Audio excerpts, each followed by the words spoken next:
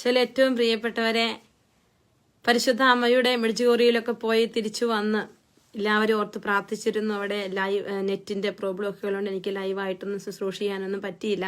പക്ഷെ എല്ലാവരെയും പരിശുദ്ധമ്മയുടെ തൃപ്പാദത്തിൽ സമർപ്പിച്ചു, പ്രാർത്ഥിച്ചു.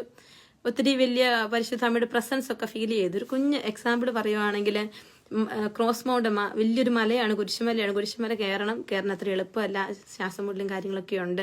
എന്നിരുന്നാൽ തന്നെയും ഞാൻ പരിശുദ്ധ അമ്മയോട് ചേർന്ന് പ്രാർത്ഥിച്ച് കയറി പോകുമ്പോൾ എല്ലാവരും പറഞ്ഞു വടിയൊക്കെ എടുത്തുകൊണ്ട് പോകണം. ഞാൻ പറഞ്ഞു വടിയൊന്നും എടുത്തുകൊണ്ട് പോയാൽ അതും പിന്നെ ഞാൻ ചുമക്കേണ്ട വരും, എനിക്ക് പറ്റിയല്ല. കഴിഞ്ഞ വർഷം എനിക്ക് അങ്ങനെ ബുദ്ധിമുട്ടുണ്ടായി, നിങ്ങളും എടുക്കണമെന്നൊക്കെ പറഞ്ഞിട്ടാണ് ഞാൻ മല കയറുന്നത്. മല കയറി ഒരു 1ാം സ്ഥലം കഴിഞ്ഞപ്പോഴേക്കും ഒരു ഇംഗ്ലീഷ് അമ്മച്ചിയാണ്, ഒത്തിരി പ്രായമൊന്നുമില്ല, സ്ത്രീ മുകളിൽ നിന്ന് ഇറങ്ങി വരുവാണ്.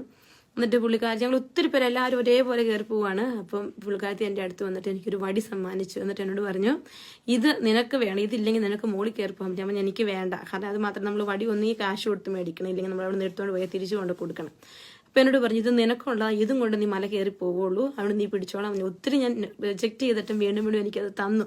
എന്നെ വടി തിരിച്ചിവിടെ മടത്തി കൊണ്ടുവന്നിട്ടുണ്ട്. ഞാൻ മല കയറിപ്പോയി, പ്രാർത്ഥിച്ചു. എനിക്ക് ഒത്തിരി സന്തോഷമുള്ള നല്ലൊരു എക്സ്പീരിയൻസ് ഉള്ള പിൽഗ്രിമേജ് ആയിരുന്നു. ഞാനിപ്പോൾ ചിന്തിക്കുന്നതെന്ന് പറഞ്ഞാൽ അതെനിക്ക് മാതാവ് തന്നതായിരിക്കും. ഒരു പക്ഷേ എനിക്ക് മെഡ്ജുഗോറിൽ ഓരോരുത്തർക്കും ഓരോ വിധത്തിലാണ് മാതാവിൻ്റെ അനുഭവം. ഈശോ നിങ്ങളെല്ലാവരെയും അനുഗ്രഹിക്കട്ടെ. പ്രാർത്ഥിക്കുന്നുണ്ട്. God bless you.